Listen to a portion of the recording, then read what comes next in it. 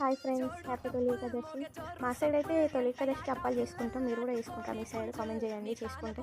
ఇంకా తొలి ఏకాదశికి అప్పాలు చేసుకున్నామంటే రోజు చాయ్లో వస్తుంది.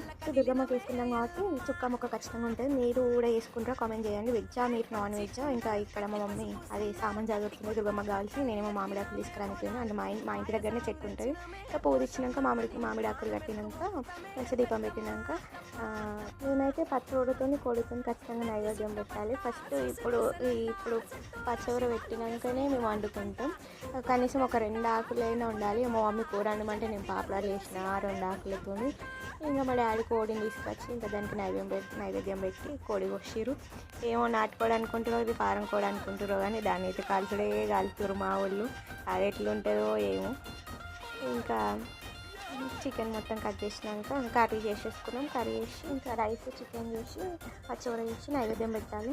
పచ్చడినే మెయిన్